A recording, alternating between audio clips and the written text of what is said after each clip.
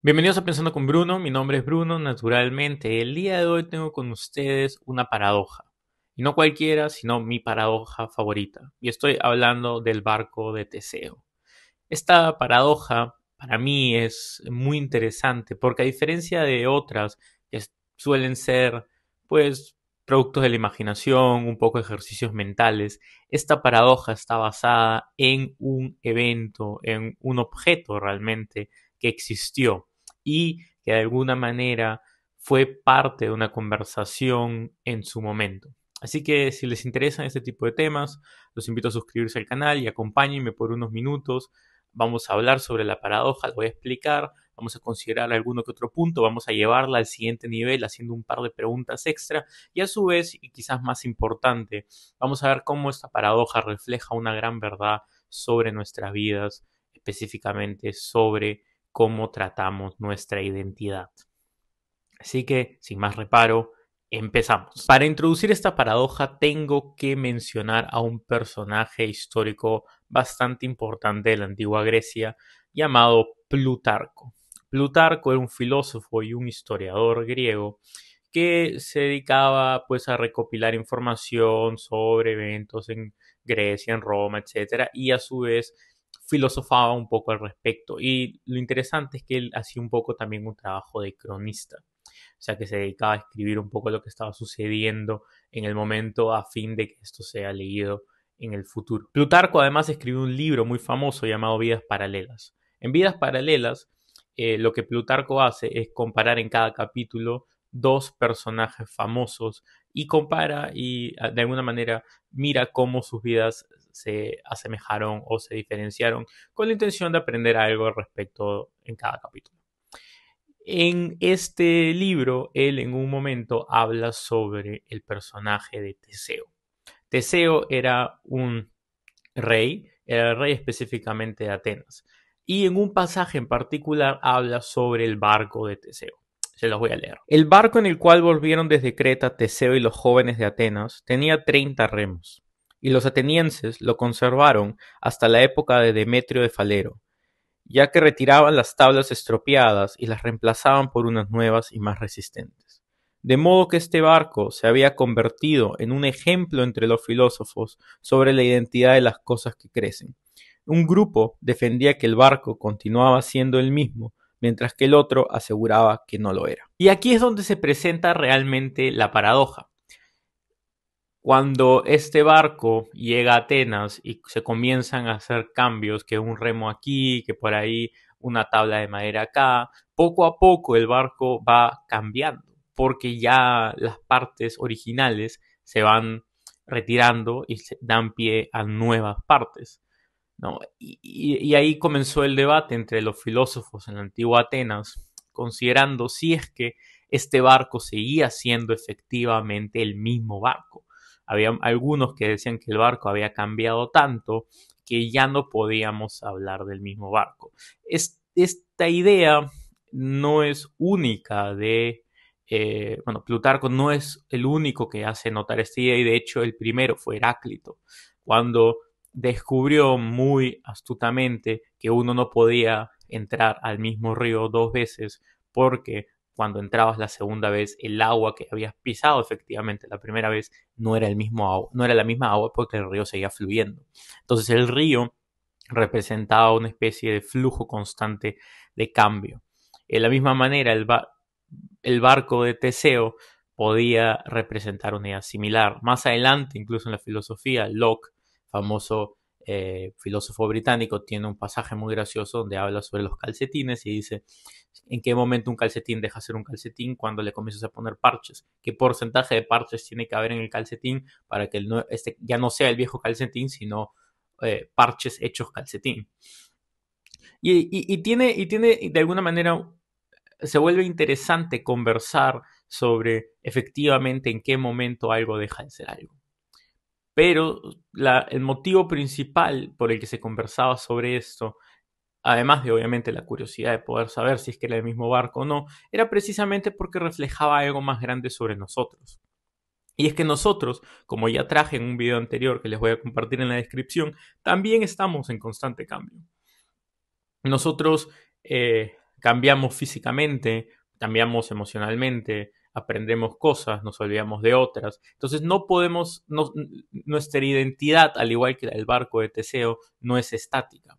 Entonces la gran pregunta es si nosotros también dejamos de ser nosotros para convertirnos en algo más, y ese algo más lo seguimos llamando nosotros precisamente porque pues seguimos sintiendo que es parte de, y que en el tiempo el cambio para nosotros es tan pequeño que no se siente, ¿no? Es como, por ejemplo, de repente no ves a una persona por 20 años y de repente la última vez que lo viste era un niño y ahora es un adulto y dices, wow, cuánto has cambiado, a tal punto que no te parece la misma persona.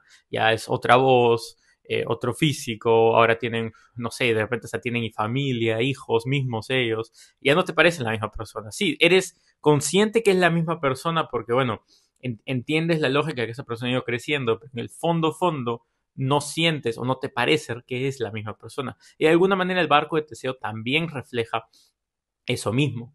Y uno podría decir, bueno, pero ahorita los ejemplos que nos he estado dando son un poco ejemplos de filosofía y todo, pero también es verdad que las cosas cambian a tal punto que podríamos hablar de que las cosas aparecen y desaparecen.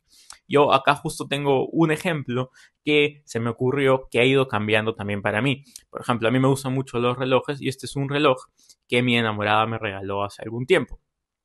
Pero este reloj ha cambiado muchísimo desde que mi enamorada me lo regaló, porque este tenía una correa de metal, un brazalete de metal, y ahora tiene esta correa de tela. Es algo que pueden notar. El cristal además también ha sido cambiado. Y bueno, quizás en el futuro alguna que otra cosa cambie. Entonces la pregunta es en qué momento el reloj que me regaló mi enamorada dejará de ser el reloj que me regaló mi enamorada y le dará pie a un Frankenstein de partes que no tienen absolutamente nada que ver con el reloj original, pero que sin embargo en mi imaginario mantendrán el valor simbólico de haber sido un bonito regalo en su momento, ¿no? Quizás en el caso específico de un reloj sea la cara lo que hace a muchas personas que sentirse identificados dentro y decir, no, sí, este es el reloj que te regalaron porque es la misma cara negra, pero cuando la cambies, quizás ahí será otro reloj. De repente, para un relojero no será así. El relojero quizás me dirá, no, es que cuando cambies el movimiento que hace que el reloj funcione, ahí será el momento en el que deje de ser el reloj. Y comenzamos a ver cómo diferentes personas nos pueden dar diferentes opiniones desde su perspectiva del mundo. Entonces la identidad, como mencioné también en otro video haciendo cita a Sartre, pero ahora desde una perspectiva más práctica, lo que está haciendo realmente es ser formada en base a la opinión de los otros. Los otros nos llaman y nos convierten en base a lo que nosotros hacemos en el mundo también, pero en base también a lo que buenamente el reloj pueda cambiar, ¿no? Y es por eso quizás que, bueno, obviamente es una palabra y una aspiración que quizás ya no muchos tienen, pero, por ejemplo, una frase que se entendía mucho es que a uno lo llaman caballero, uno no se autodenomina un caballero, ¿no? ¿Por qué? Porque es precisamente esta idea que la identidad no viene solamente de uno, sino que es construida por los que están a nuestro alrededor. Ahora, dejando esto un poco de lado, y me alegra si has llegado hasta este punto del video, porque vamos a continuar un poquito más con la paradoja solamente por el placer de hacerlo. Y es que hay una pregunta que existe precisamente gracias a la primera pregunta de la paradoja, pero también de alguna manera nos hace entender cómo puede haber ciertas complicaciones en la manera en la que entendemos el mundo. Y es precisamente que el barco de Teseo ha ido cambiando de partes. Pero en Plutarco no nos menciona qué sucede con las partes que han sido cambiadas. Entonces, no sé quién, la verdad, no lo sé, pero a alguien se le ocurrió en algún momento de la historia preguntarse, ¿y qué pasa si es que digamos, la persona que ha estado reparando el barco de Plutarco, o el grupo de personas que han estado reparando el barco de Teseo, perdón, guardaron estas partes y esperaron a que todas las partes del barco, todas las partes originales del barco hayan sido cambiadas para construir con estas partes viejas un barco? ¿Cuál es entonces el barco de Teseo si es que alguno de los dos barcos es? Este este barco que el barco donde Teseo originalmente viajó, pero que ya ninguna de las partes donde Teseo viajó existen, ya no son parte de ese barco, este barco que ha sido 100% parte de piezas reemplazadas, o este nuevo barco que se ha construido basado al 100% en las partes del barco, de las partes originales del barco de Teseo. O quizás ninguno es ya el barco de Teseo, porque quizás hay algunas cosas que exceden o que trascienden, de mejor puesto, la eh, naturaleza de las partes materiales y físicas de los objetos. Quizás el barco de Teseo no solo es el barco de Teseo por las partes del barco, pero también por cómo esas partes estuvieron juntas en su momento, por el pegamento que las unió, por las tachuelas que las unieron, por las experiencias que el barco vivió, y quizás es eso lo que también hace al barco de Teseo, efectivamente el barco de Teseo, de la misma manera que incluso si yo cambie todas las partes del reloj que me regaló mi enamorada, seguirá para mí siendo un regalo y algo que yo guardo, no necesariamente porque me gusta cómo se ve con las nuevas partes o lo que sea, sino precisamente porque fue en primera instancia un detalle, un regalo. Y creo que eso también de alguna manera nos hace pensar sobre nuestra experiencia en el mundo. Porque si bien es cierto, nosotros cambiamos, nosotros evolucionamos, obviamente no podemos, con todas las cosas que ya no somos, no podemos agarrarlas y crear otra persona, eso, al menos no podemos por ahora, digamos, pero sí es verdad que quedan en nuestra memoria de alguna manera. Entonces es interesante ver hacia atrás y decir que esas personas también fuimos nosotros y hasta qué punto seguimos siendo esa persona o no.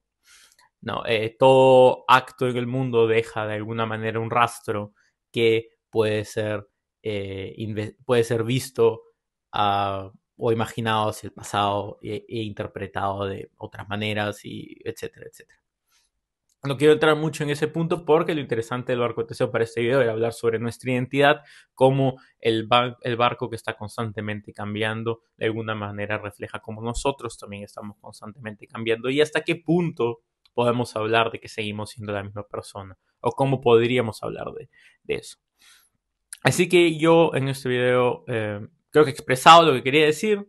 Los dejo esta semana con un par de videos a los costados, como siempre. Los invito a suscribirse al canal.